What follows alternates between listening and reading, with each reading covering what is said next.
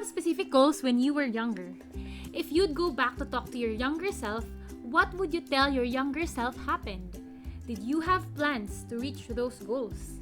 Hi, I'm Rona. I'm a retired aerospace professional and I'm now a trader. Before I tell you my story, I would like to share with you a simple concept. This concept revolves around our main resources, our three main resources, namely time, money, and talent. And at each point in our life, we may have 2 out of 3. In this triangle, what I want you to realize is you need 2 to dominate the other one. So, whatever it is that you have at this point, those are your main resources. Main resources you can utilize. So at this point, I want you to determine which 2 of these 3 you have at this point.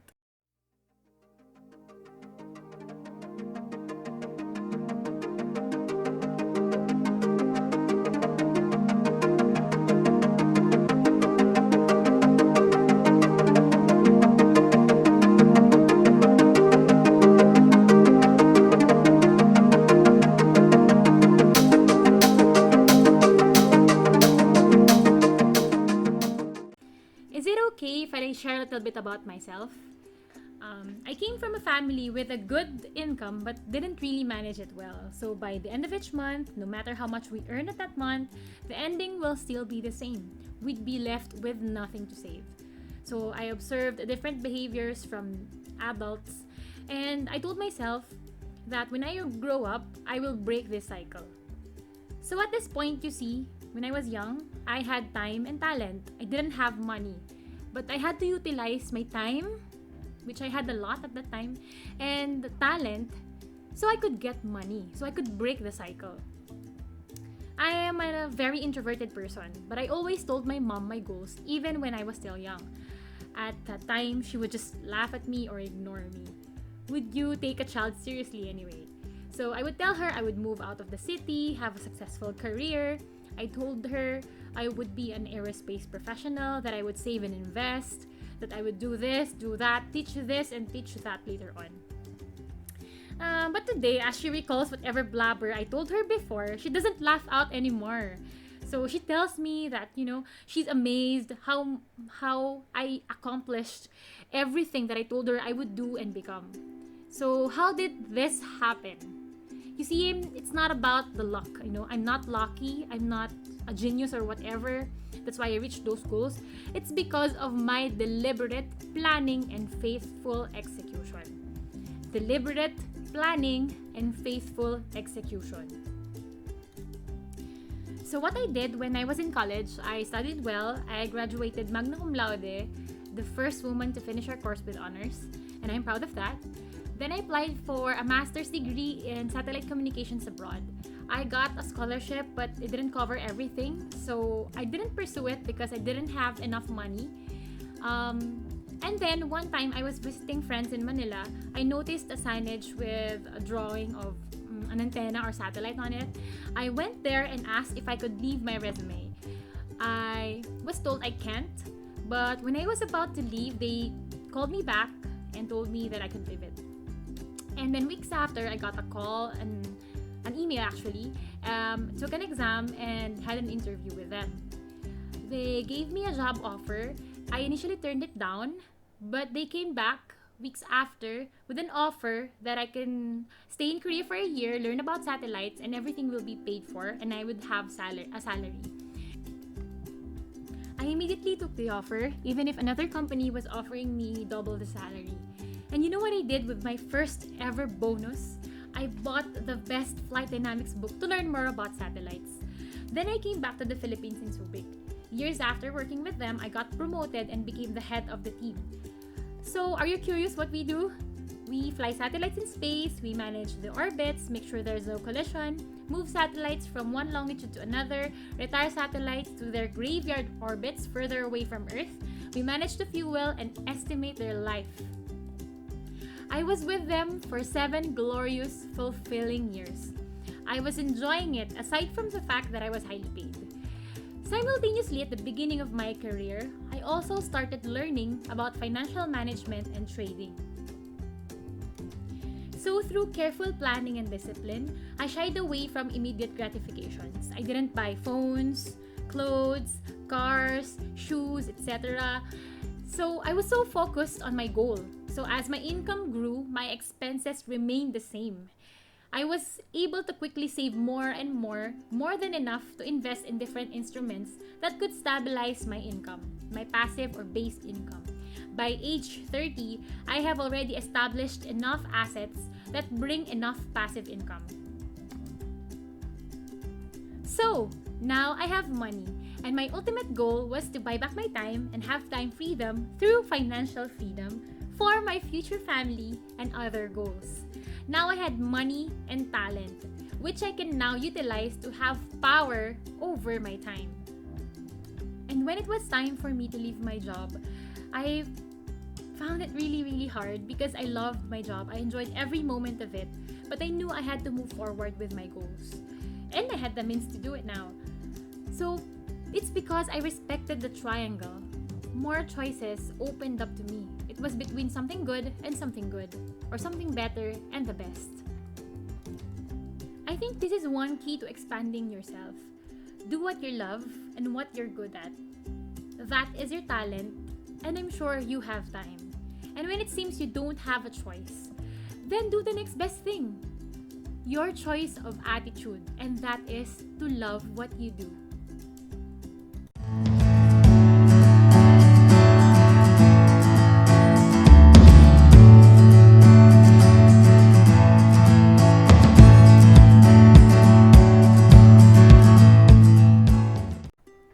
I believe small details are important, but the general, bigger, more encompassing decisions in our lives have bigger impact. Deal with the bigger decisions first, then the small decisions will be way easier for you.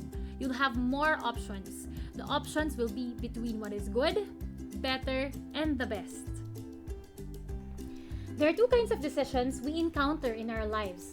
Number one, the urgent decisions, those that need to be addressed now.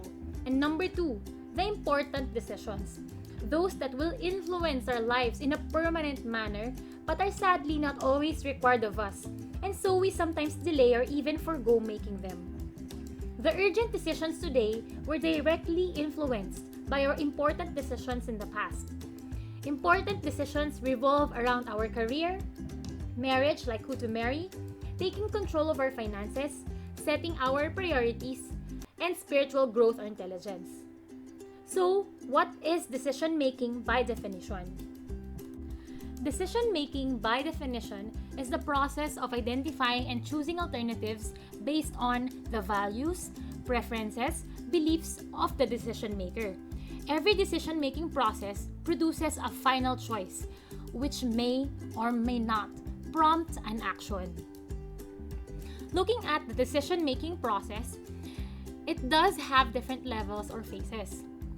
Of course, first one is a trigger. The trigger could be external or environmental, or it could be self-initiated, like a goal we want to reach or a problem we want to solve. The next part is identifying and choosing alternatives. When we choose alternatives, this could be done consciously or sometimes it could be done subconsciously. And so we have to be conscious when we're trying to assess our alternatives. Usually, our alternatives come from our values, preferences, and beliefs, but sometimes they also come from external factors such as our family or circumstance. And so it is important when we're trying to assess these alternatives that we always remember the goals and the problems we're trying to solve and creating solutions that could actually solve all of them together and not compromising things that are very important to us. And finally, the last part is making our final choice from those alternatives. So this could prompt us into action or inaction. It could tell us to change something or to remain still. One thing I'd like to add in this whole process is something that is not in the definition. It is the consequences of our decision making. So for me, it's very important to think about the possible consequences, especially that I am a very deliberative person, meaning I always look at the risk first. So for me, when I'm identifying alternatives, I always look at the possible results and the possible risk, the possible cost of these alternatives.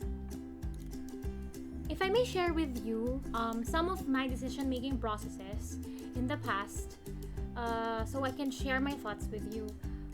So, my first example is when I was trying to choose my course in college. My trigger was actually external. I was about to go to college and I needed to choose a career, but I also have self-initiated goals and problems to solve. So, my goal was to become a successful professional, and identifying and choosing alternatives for me was a bit challenging. So my mom wanted me to take up nursing in anticipation of a high pay abroad. So that was one of my external alternatives. But for me, I had this goal to pursue a career that I wanted. And so I wanted to pursue economics or engineering because those were my interests and I really enjoy studying those. You know, a lot of people say you could fail if you pursue something, you could fail. So might as well do what you want. I want to change the wording a little bit. My thought is, I know you can succeed. I know I can succeed. I know we all can succeed. So might as well succeed doing what I love, doing what I really, really enjoy. Because if you look at it, if I took up nursing or something else or a career that other people wanted for me, I could be successful. I could go abroad and be highly paid and all. I could be successful. But the question is, will I be happy? Because what I enjoy doing is something different. It's something else. So I told myself, I will succeed doing what I like, doing what I love, and what I am good at. And so my final choice was to take up engineering. So I believe the words we use, the mindset that we have, you know, they have big impact on our lives. And so when I said I will be successful doing what I like, I didn't have to compromise my talents, my interests, and yet I will be successful. I made sure that all of my decisions were in line and in parallel with that belief. The next decision I would be sharing with you is my decision in terms of my finances. I already mentioned a while ago that I shied away from immediate gratifications, from things that could reward me immediately, you know, but compromising my longer term goals. And so, my trigger in this situation is self-initiated. I wanted to achieve something. I wanted to have investments. I wanted to have savings. And it was also because I wanted to solve a problem. In terms of my alternatives, I'll just mention some. So the first thing, I already mentioned it, immediate gratification. That is it's a little bit persistent in our society, you know. So I didn't really buy phones, clothes, luxury, comfort immediately. And so I was so focused on being able to save up and investing. Of course, I wanted to enjoy. You know, we all want to enjoy, but I wanted to enjoy at the right time, at the right process, with the right mindset and attitude already. I wanted to have that correct well-being of enjoying the fruits of my labor. And then, so I made the final choice. My final choice was I would save 70 to 80% of my income. And my career was very good. And so my salary was increasing and my other incomes were also increasing along the way. But I maintained my expenses. So I really chose to maintain my expenses even if my income was already increasing. So I think that's one of the best decisions I've ever made in my life. And I am very grateful for that wisdom, for knowing that and being able to execute it. I know we have different circumstances in life. We have different decisions to make. And we have different priorities in life. While our problems are different per person, we have all been gifted time and talents. Talents which are very, very unique to you, distinct to you, which you can choose to solve problems or reach your goals. When you utilize your time and your talents, you are not just getting money. That's just the start of it, and it's the narrowest and superficial part of it. The bigger goal is to be able to utilize your talents and serve other people, serve your mission by becoming the best version of you. So I leave you with a decision to make of what to do with your resources today and what attitude are you going to choose regardless of your circumstance. Bye guys, and thank you for listening. Thank you, Bevs, for the opportunity to share with a lot of people, and thank you everyone for listening. God bless you all.